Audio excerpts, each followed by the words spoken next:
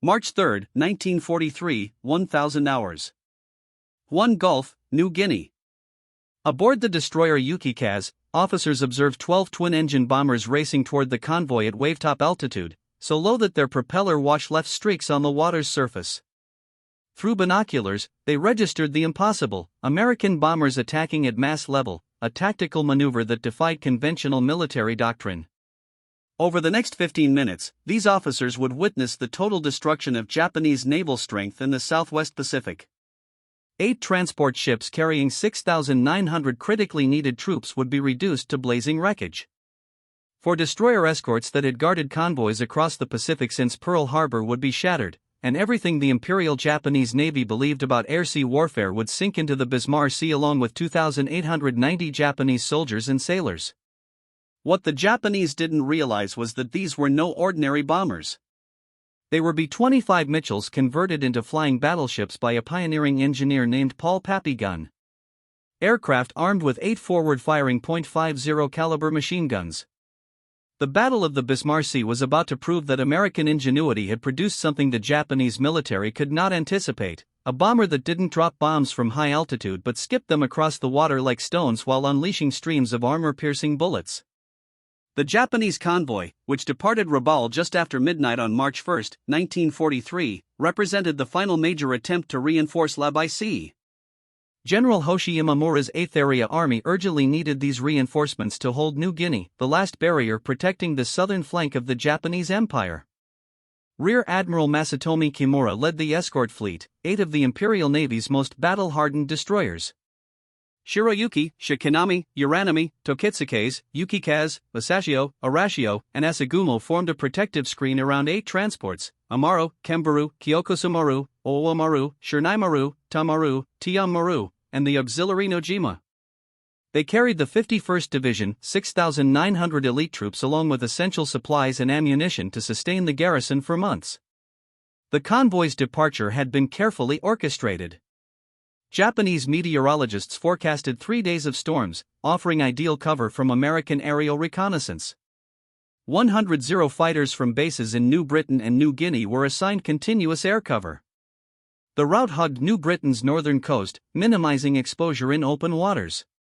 Captain Tamichi Har, commanding the destroyer Yukikaz and later author of Japanese Destroyer Captain, had observed unsettling changes in American tactics recently: low-level bomber attacks and modifications to aircraft. According to post-war accounts, such warnings were mostly dismissed by superiors, who assumed American desperation was causing tactical errors. Unknown to the Japanese, a revolution in aerial warfare had been unfolding in the workshops of Port Moresby and Townsville. Since August 1942, Major Paul Papillon, a former Navy aviator turned Army Air Forces officer, had been transforming medium bombers into unprecedented attack aircraft. Guns' innovations were born of necessity. Conventional high-altitude bombing against ships achieved hit rates below 1%. From 10,000 feet, even expert bombardiers struggled to strike moving targets. Ships could spot bombs falling and had minutes to maneuver. Anti-aircraft fire at medium altitudes was deadly. A radical solution was required.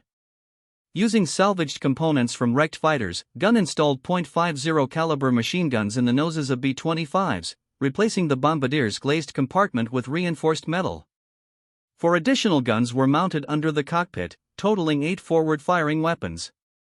Each fired 850 rounds per minute of armor-piercing ammunition traveling at 2,910 feet per second. Combined, a single B-25 could deliver 6,800 bullets per minute in a concentrated stream. Major Ed Lana's 90th Bomb Squadron, part of the 3rd Bomb Group, had spent weeks refining the skip bombing technique. Flying at 200 feet or lower, crews released 500 pounds bombs with delay fuses calibrated to skip across the water before striking ships. Fuses were timed for 4 to 5 seconds, allowing the bomber to clear the blast. Practice on the wreck of the SS Pruth in Port Moresby Harbor ensured consistent accuracy. Optimal parameters: altitude 200 to 250 feet, speed 200 to 250 miles per hour, bomb release 60 to 100 feet from the target. The convoy's protective storm cover broke up earlier than forecast. At 10 a.m. on March 2, a B-24 Liberator on reconnaissance spotted the ships through a cloud gap. Within hours, 28 B-17 Flying Fortresses from the 43rd Bombardment Group were airborne from Port Moresby, dropping 1,000-pound demolition bombs from 7,000 feet, slightly above effective AA range. At 2:45 p.m., the transport Kyoko Maru took direct hits on forward cargo holds. Fire spread to ammunition stores, forcing evacuation. 900 troops were rescued by Yuki-Kaz and Asagumo. These emergency runs preserved lives but weakened the convoy's escort strength at a critical moment. The B-17 strikes had been reconnaissance by fire, testing defenses, and forcing the convoy to scatter. March 3 dawn clear over Huon Gulf, catastrophically clear for the Japanese. The convoy, having rounded the Huon Peninsula overnight, was exposed in open water only 80 miles from Laos. At 7:55 a.m., lookouts spotted the first wave of attackers from the south. These aircraft skimmed the waves, their propeller spray visible. As they closed to 2,000 yards, noses erupted in tracer fire. 8 streams of bullets from each B-25 targeted AA positions. Japanese gunners were cut down, those who took cover couldn't defend their ships. Following the strafing B-25s came Royal Australian Air Force fighters from No. 30 Squadron, adding 420mm cannon and .303 caliber machine gun fire. The combined assault suppressed convoy defenses. At 10 a.m., Major Lana led 12 B-25s of the 91st Bomb Squadron in attack runs, flying in formations of 3 at 200 feet and 250 miles per hour. Lead bombs struck 300 YD from Shinamaru, skipping twice and hitting just above the waterline. The delay fuse detonated 4 to 5 seconds later, tearing apart the hold. Kembaru, loaded with aviation fuel, took a skip bomb hit, erupting in a 500-foot fireball. Ao Maru absorbed multiple direct hits, her hull split open. Owa Maru, attempting evasive maneuvers, was hit by 2 B-25s, broke in half, and sank. Destroyer Asashio, commanded by Captain Yasuo's, moved to shield transports, but 3 B-25s bracketed her. Skip bombs struck engine rooms while machine gun fire cleared decks. She burned in place. By 10:15 a.m., just 15 minutes after Lana's initial release, 7 of 8 transports were sunk or sinking. 3 destroyers Asashio, Arashio, and Tokitsuke's were fatally damaged. The Shirayuki would sink later. The convoy had ceased to exist as an organized force. The destruction of ships was only the beginning of the tragedy.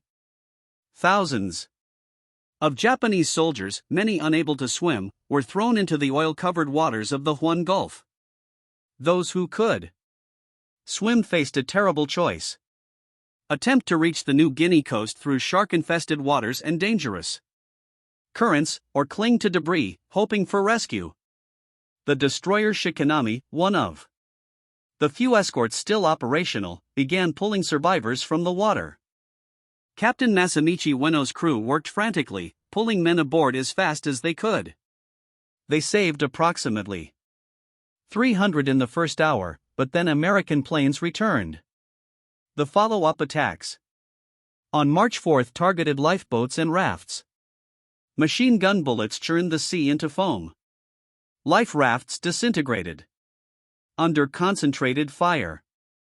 PT boats also participated in preventing Japanese survivors from reaching shore, following orders to ensure enemy soldiers didn't reinforce Lei's garrison.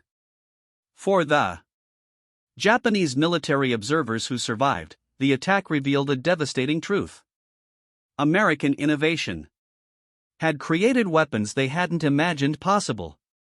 The skip bombing technique, developed and perfected in just months, had no counter tactic in Japanese doctrine. Ships couldn't depress their anti-aircraft guns enough to hit planes flying at mast height. Torpedoes couldn't be aimed at aircraft. Traditional anti-aircraft doctrine was useless. The B-25's firepower was particularly shocking. Japanese fighters typically carried 2 7.7mm machine guns, occasionally supplemented by 20mm cannons. These bombers carried 850 caliber machine guns, the firepower of multiple fighters, all aimed forward, all controlled by a single trigger. Even more disturbing was the coordination displayed. The attack involved American B-17, B-25s. A 20 from the 3rd Attack Group and Australian bow fighters, over 100. Aircraft from different units, services, and even nations, all working in perfect synchronization. They communicated throughout the battle, adjusting tactics in real time based on radio reports. As night fell on March 3, the surviving Japanese destroyers returned to the battle site, searching desperately for survivors. They found a sea of debris and corpses. Oil fires still burned on the water's surface. The destroyer Hatsuyuki arrived from Kavieng with fuel, allowing the rescue operations to continue through the night. In total, 2,700 men were pulled from the water and returned to Rabble. Another 1,200, including those who had been landed before the main attack, eventually made it to Lele. Of the 6,900 troops who had departed Rabble with high hopes of reinforcing New Guinea, 2,890 were dead. The 51st Division had ceased to exist as an effective fighting force before firing a shot at the enemy. All the ammunition, food, medicine, and equipment needed to sustain operations for months had gone down with the transports. The aviation fuel in the Kembaru that was supposed to keep Japanese aircraft flying was now a slick on the Bismarck Sea. Admiral Isoroku Yamamoto, Commander-in-Chief of the Combined Fleet, received the report in his cabin aboard the battleship Musashi, anchored at Truk. According to staff officers present, he sat in silence for a long time before speaking. The implications were clear. Japan could no longer reinforce its garrisons by surface convoy within range of Allied aircraft. The lifeline to forward bases was cut. The Battle of the Bismarck Sea marked more than a tactical defeat. It represented a fundamental shift in Pacific warfare. Never again would the Japanese attempt to reinforce their garrisons by surface convoy within range of Allied aircraft. The strategic implications rippled through Japanese planning. General Imamura flew personally to Imperial General headquarters in Tokyo to deliver his report. In a meeting that lasted 6 hours, he presented evidence that American airpower had evolved beyond Japanese ability to counter. The Americans weren't just building more planes. They were revolutionizing how aircraft fought. On March 25, 1943, a joint Army-Navy Central Agreement on Southwest Area Operations gave operations in New Guinea priority over those in the Solomon Islands campaign. But without the ability to reinforce by sea, it was an empty gesture. Japanese forces in New Guinea would fight without hope of significant reinforcement or resupply. For the Americans, the victory validated 2 years of innovation and adaptation. General George Kenney, commander of the 5th Air Force, had transformed his force from a traditional bombing unit into something unprecedented, an aerial navy capable of controlling seas without ships. Major Ed Lana, whose 91st Squadron had led the Skip bombing attack, was awarded the Distinguished Service Cross for his leadership. The citation praised his extraordinary achievement in leading the attack that destroyed the convoy. Tragically, Lana died just 58 days later on April 30, 1943, when his B-25 crashed on landing at Doadora. He had survived 87 combat missions only to die in an accident. The North American Aviation Company immediately began incorporating guns field modifications into factory production. By late 1943, B-25's GS were rolling off assembly lines with built-in forward firepower and even a 75mm cannon. Though the cannon proved less practical than machine guns. The B-25H model would carry 14 forward-firing machine guns. The B-25J could be configured with 18 guns, making it one of the most heavily armed aircraft of the war. Beyond the strategic implications, the Battle of the Bismarck Sea represented profound human tragedy. The 2,890 Japanese who died weren't statistics. They were sons, fathers, husbands.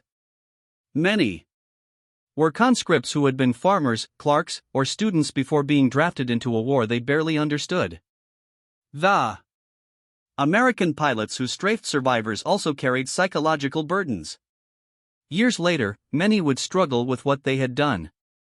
The military necessity of preventing enemy soldiers from reaching shore didn't make the action easier to bear.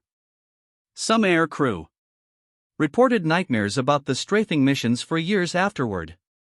The success at Bismarck triggered an acceleration of American tactical innovation. Within months, new techniques were developed.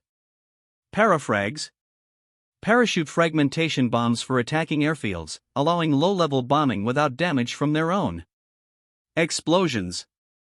White phosphorus bombs for marking targets, and improved skip bombing fuses with more reliable delay mechanisms. Each innovation built on industrial capacity. Americans could afford to experiment because failure cost only material, and material was essentially unlimited. Japanese innovation stagnated because every experiment consumed irreplaceable resources.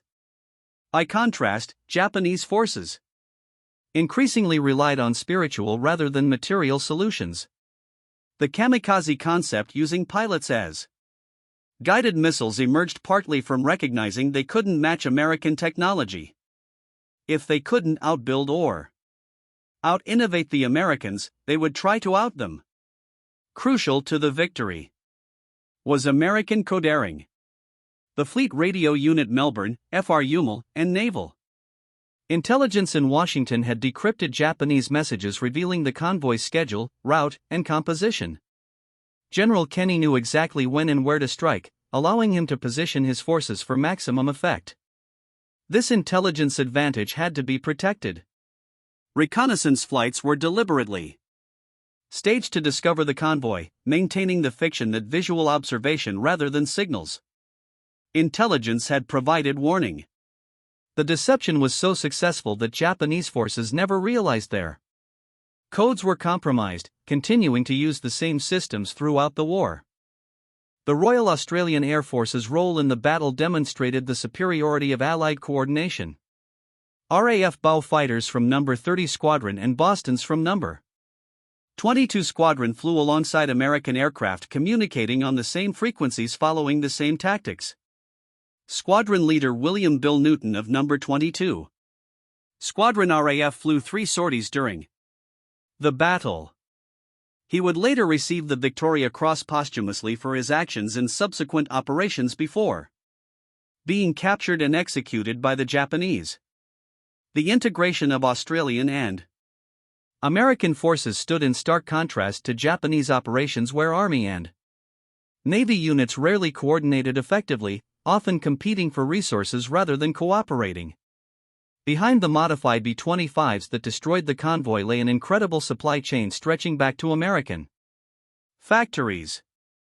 Each B-25 required 165,000 parts manufactured in dozens of states.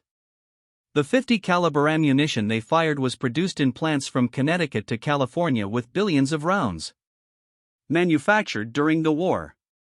The skip bombing technique required special delayed action fuses manufactured by the millions in American munitions plants. The fuel for training flights came from Texas oil fields and Louisiana refineries. Replacement parts for damaged aircraft arrived weekly by ship from the United States. This supply chain operated while America was simultaneously fighting in Europe, supplying Britain and the Soviet Union, and maintaining forces across the Pacific. The Japanese convoy destroyed at Bismarck represented Japan's maximum effort to reinforce New Guinea. The forces that destroyed it were a tiny fraction of American production capability. The American pilots who devastated the convoy had averaged 400 flight hours before entering combat. They had practiced skip bombing for weeks using virtually unlimited fuel and ammunition. Each pilot had dropped dozens of practice bombs before the mission. By contrast, Japanese pilots in 1943 increasingly entered combat with less than 100 hours of flight time.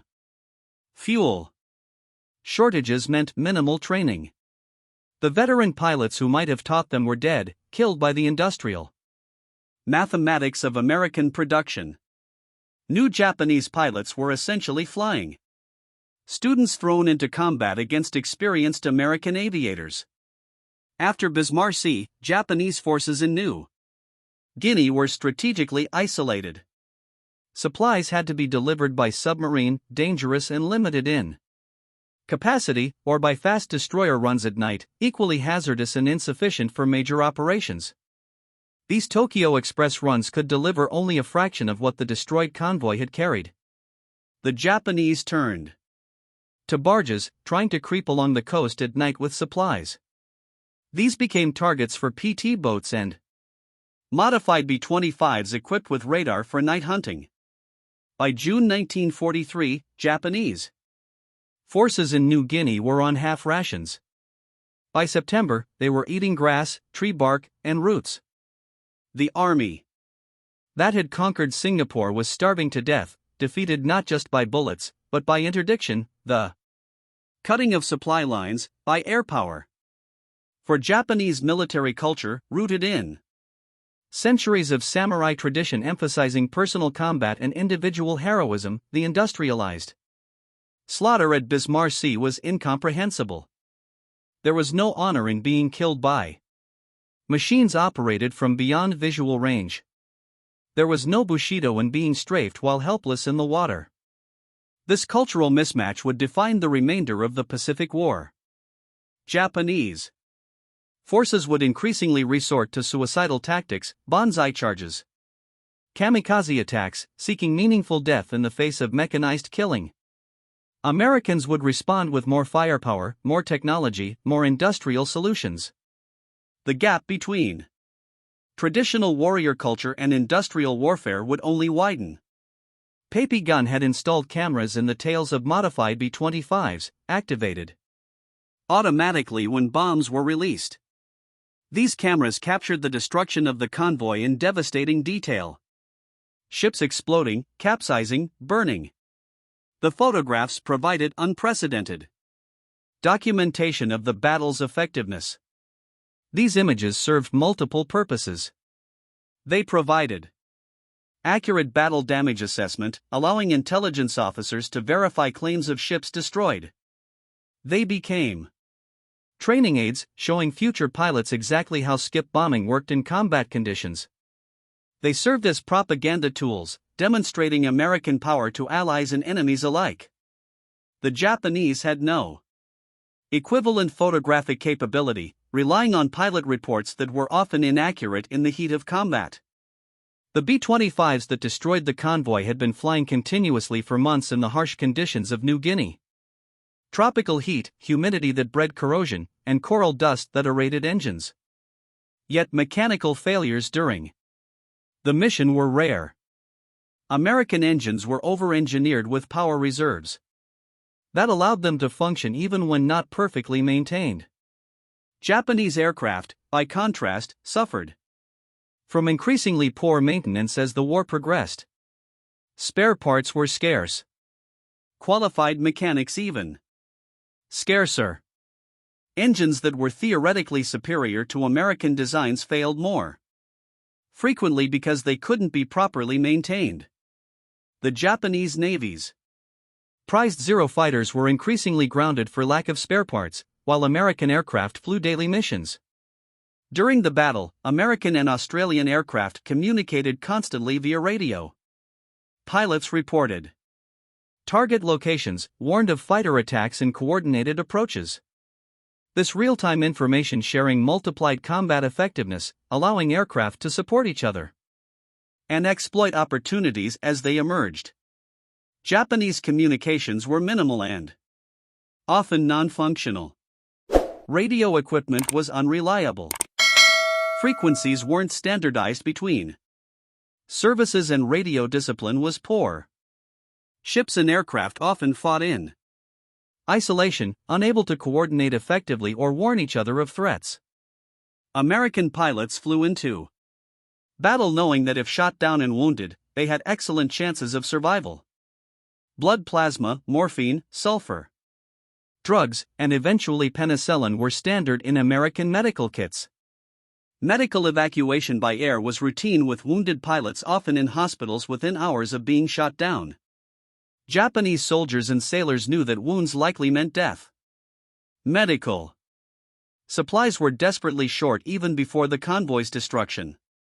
The medicines that might have saved lives were now at the bottom of the Bismarck Sea. This knowledge affected morale. American pilots flew with confidence, while Japanese forces fought with desperation. The Battle of the Bismarck Sea cost Japan ships and aircraft it couldn't afford to lose. The 8 transports represented months of production from Japanese shipyards, already strained beyond capacity. The destroyed supplies and ammunition represented significant portions of Japanese production that couldn't be replaced. For America, the battle was economically insignificant. The ammunition expended was replaced within days from stockpiles. The few aircraft lost were replaced within hours. American factories were producing 100,000 aircraft annually by 1943. Nearly 300 per day. The fuel burned in training and combat was a rounding error. In American petroleum production, the Battle of the Bismarck Sea reverberated through the remainder of the Pacific War. It proved conclusively that airpower could control sea lanes without naval vessels. It demonstrated that industrial innovation could create new forms of warfare faster than enemies could develop counters. For Japanese forces, it marked the beginning of the end in the Southwest Pacific. Cut off from reinforcement and supply, they would fight a series of desperate holding actions, each ending in annihilation or starvation. The island hopping strategy became viable because Japanese garrisons could be isolated and bypassed, left to wither on the vine without supplies. The success at Bismarck Sea accelerated B-25 development. The B-25G entering service in late 1943 carried a 75mm cannon, the largest weapon ever mounted on a twin-engine bomber. Though the cannon proved less practical than multiple machine guns, it demonstrated American willingness to experiment. Each iteration reflected lessons learned and industrial capability to implement changes rapidly. Post-war analysis of captured Japanese documents revealed how thoroughly the Bismarck Sea defeat had shaken Japanese confidence. Intelligence reports from the combined fleet emphasized American material superiority rather than tactical superiority. A significant shift from earlier assessments that had attributed American successes to luck or Japanese mistakes. One captured report stated that the enemy's production capacity allowed them to implement new tactics faster than counters could be developed. This recognition of industrial disadvantage marked a fundamental shift in Japanese strategic thinking. After Bismarck Sea, Imperial General Headquarters conducted a comprehensive review of Japanese strategy in the Southwest Pacific. The conclusions were sobering.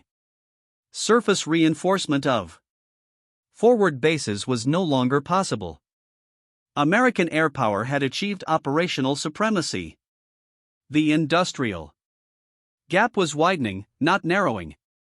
And traditional naval superiority was irrelevant if ships couldn't survive air attack. The recommendation was to abandon offensive operations and prepare for defense of the inner perimeter.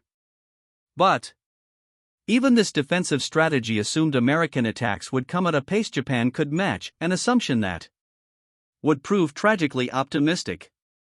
The skip bombing technique pioneered at Bismarck Sea spread rapidly throughout American forces. Navy PBY Catalinas adopted it for night attacks on Japanese shipping. Marine Corps pilots used it in the Solomons campaign. Even transport pilots were trained in the technique in case they encountered enemy shipping. This proliferation was possible because America had standardized training, equipment, and communications. A technique developed in New Guinea. Could be implemented in the illusions within weeks. Japanese forces divided by service. Rivalries in poor communication rarely shared innovations even within the same theater. The numbers tell the story of American industrial supremacy that made the Bismarck Sea victory possible. During World War II, American factories produced 9,816 B-25 Mitchell bombers. Ammunition plants manufactured 12 billion rounds of 50 caliber ammunition. Flight schools graduated 193,440 pilots. Every B-25 component was stockpiled in multiple locations across the Pacific. Against this industrial tsunami, Japan's military courage was irrelevant. The bravest samurai couldn't overcome the mathematics of mass production. Papi Gun's camera installations provided unprecedented documentation of combat effectiveness. The footage studied frame by frame revealed optimal tactics. Bomb. Release at 200 to 250 foot altitude, approach speed of 245 miles per hour, and release. Distance of 60 to 100 feet from target for maximum effectiveness. This scientific approach to warfare, measuring, analyzing, optimizing, was quintessentially American. War became an engineering problem with industrial solutions rather than a test of warrior spirit. The loss of supplies at Bismarck Sea created an immediate economic crisis for Japanese forces in New Guinea. Within weeks, frontline units reported critical shortages. Ammunition restricted to 10 rounds per day per soldier. Rice rations reduced to 400 g, medical supplies completely exhausted. Fuel for vehicles unavailable. And aircraft grounded for lack of parts. American forces, by contrast, complained if ice cream wasn't available daily. The economic disparity was so vast that captured Japanese soldiers often didn't believe American supply levels were real, assuming they were being shown propaganda. Success at Bismarck Sea accelerated American innovation in aerial warfare. Within months, new developments included improved skip bombing fuses with more reliable delays, napalm for area attacks on Japanese positions, rocket-assisted bombs for increased penetration, and white phosphorus markers for target identification. Each innovation built on industrial capacity to experiment and implement changes rapidly. Americans could afford failed experiments because they cost only material. Japanese innovation stagnated because every experiment consumed irreplaceable resources. Behind every B-25 that attacked at Bismarck Sea stood a maintenance crew that kept it flying. These men working in primitive conditions in New Guinea performed daily mechanical miracles.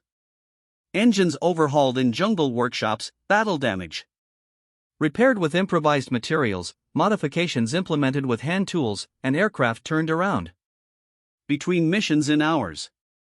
This maintenance capability reflected American industrial training. Hundreds of thousands of Americans knew how to fix engines, repair electrical systems, and work metal. This vast pool of technical expertise was perhaps America's greatest military advantage. The strafing of survivors, controversial even among Americans, served a harsh military purpose. Japanese forces throughout the Pacific learned that attempting to reach shore after their ships were sunk meant likely death. This psychological impact extended beyond the immediate battle, affecting Japanese morale in future engagements. General Douglas MacArthur called Bismarck Sea the decisive aerial engagement in the Southwest Pacific. His communiqué claimed somewhat inflated Japanese losses, but the strategic impact justified his enthusiasm. Airpower had proven it could interdict sea lanes as effectively as submarines or surface vessels. Admiral Yamamoto, reading the battle reports, made a fateful decision. He would personally visit forward bases to boost morale shattered by the defeat. This decision, driven by the depression following Bismarck, would lead to his death on April 18, 1943. When American coderers learned of his itinerary and P-38 Lightnings intercepted his transport over Bougainville, American forces institutionalized the lessons of Bismarck rapidly. Within weeks, training manuals were updated with skip bombing techniques. New pilots were practicing low-level attacks, and tactical doctrine was revised to emphasize anti-shipping operations. The Army Air Forces Tactical Center analyzed every aspect of the battle, producing detailed reports distributed throughout the Pacific. Japanese institutional learning was hampered by systemic problems. Service rivalries prevented honest analysis. The Army and Navy blamed each other rather than examining fundamental weaknesses. Face-saving concerns obscured failures. By the time Japanese forces developed partial counters to skip bombing, Americans had moved on to new tactics. The B-25 modifications that proved so successful went into mass production immediately.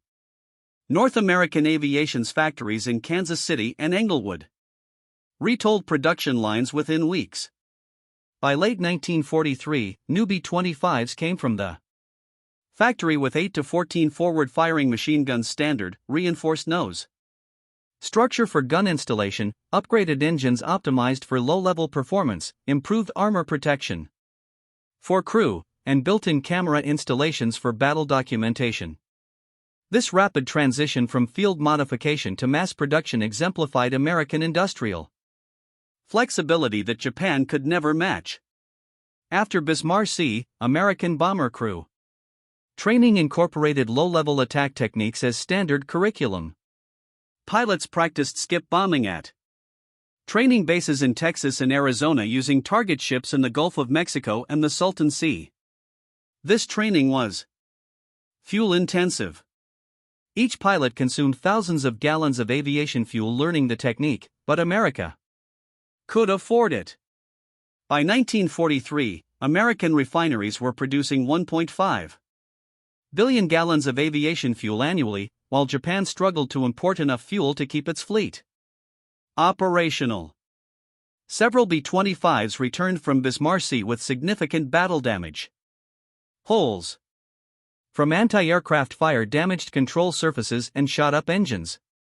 Within 72 hours, all damaged aircraft were flying again, repaired using aluminum patches fabricated in field workshops, engines replaced using improvised hoists, control cables spliced with salvaged materials, and fuel tanks patched with rubber from destroyed Japanese equipment. Japanese aircraft with similar damage would have been written off, cannibalized for spare parts, if any were salvageable. The delayed action fuses that made skip bombing possible were marvels of precision engineering, manufactured to tolerances measured in thousands of inches. They had to survive the impact of hitting water at 200 plus mph, function reliably after multiple skips, and detonate at precisely the right moment. American factories produced these fuses by the millions, each one tested and certified. Japanese fuses, by comparison, had failure rates exceeding 20% by 1943 due to quality control problems and material shortages. American aircraft found the Japanese convoy precisely when expected despite weather and distance. This illustrated American superiority in navigation training. U.S. pilots averaged 400 hours before entering combat, aided by navigation equipment, precise compasses and instruments, high-quality maps, detailed charts from pre-war surveys, and meteorological forecasts that accurately predicted clearing weather. Japanese navigation increasingly depended on following lead aircraft or coastal landmarks, restricting operational flexibility. American intelligence had identified the convoy through code breaking but needed to keep this secret. Reconnaissance flights were staged to locate the convoy, maintaining the illusion that visual observation rather than signals intelligence had provided the warning. The deception was so effective that Japanese forces never realized their codes were compromised, continuing to employ the same encryption systems that American cryptographers monitored daily. The 1,200 Japanese troops who reached Leh encountered a garrison already on reduced rations. Supplies intended to sustain operations for months had been destroyed. Within weeks, Japanese forces were scavenging for food in the jungle. Disease spread rapidly. Malaria, dysentery, tropical ulcers, and malnutrition decimated units. By June 1943, the effective strength of Japanese forces at Leh had fallen by 60% due solely to disease and starvation. American pilots at the Bismarck Sea were on limited combat tours, typically 50 missions or 6 months before rotating home to train new aviators. This system preserved experience and spread lessons throughout the force. Veterans became instructors, imparting combat techniques to the next generation. Japanese pilots flew until death, losing all expertise gained at terrible cost. By late 1943, most experienced Japanese pilots were gone, and their replacements were increasingly poorly trained novices facing seasoned American veterans. The Battle of the Bismarck Sea represented the convergence of American technological advantages, industrial capacity to produce modified aircraft, a culture of innovation allowing field adaptations, training resources to perfect new tactics, intelligence capability to locate targets precisely, communication systems for coordinating complex attacks, and supply chains sustaining operations. No single factor was decisive, their combination proved overwhelming. The Japanese faced not just superior numbers, but superior systems, industrial, organizational, and technological, that they could not match. The battle lasted only 3 days, with the decisive engagement occurring in just 15 minutes on March 3, 1943. In those moments, the nature of Pacific warfare changed irrevocably. Air power proved it could dominate sea lanes without naval vessels. Industrial ingenuity demonstrated the ability to create new forms of warfare faster than adversaries could develop counters. American production revealed that quantity, when efficiently applied, had its own strategic value. For the Japanese, Bismarck Sea was more than a military loss, it was proof that their entire approach to war had become outdated. Courage, spirit, and martial tradition counted for nothing against B-25s armed with 8 forward-firing machine guns, deploying skip bombs with scientific precision. The best-trained warriors were helpless against an enemy that had industrialized warfare itself.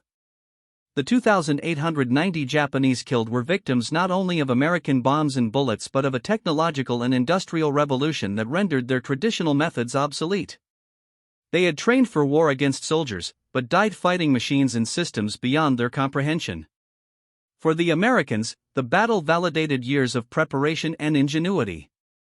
Field modifications by Paul Pape gun, created with salvaged components and hand tools, proved more effective than purpose-built weapons. The fusion of American creativity and industrial capacity produced a new type of warfare that Japan could not counter.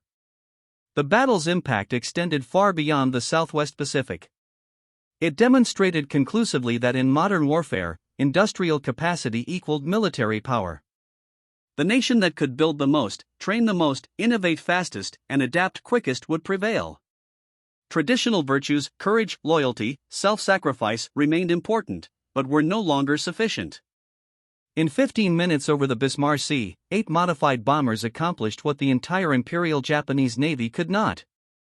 They severed supply lines and condemned Japanese forces in New Guinea to starvation and defeat. Those minutes marked the moment industrial warfare supplanted traditional military concepts in the Pacific. The Japanese soldiers and sailors witnessing the attack were right to be astonished. They saw what should have been impossible under conventional naval doctrine.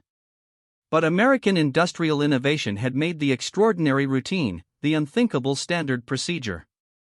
The Battle of the Bismarck Sea stands as historical proof that in modern conflict, the nation with superior factories can defeat the nation with the bravest soldiers. It was a lesson written in fire across the Huon Gulf, a lesson that would shape the remainder of the Pacific War. In the age of industrial warfare, production is power, innovation is strategy, and the assembly line surpasses the sword. The Japanese could scarcely believe it when B-25 Strafers annihilated 8 ships in 15 minutes. By the time they accepted this new reality, it was already too late. The war had been lost not in those 15 minutes of destruction, but in the years of industrial preparation that made them possible. The Battle of the Bismarck Sea was the moment when that long-prepared victory became undeniable to all who witnessed it.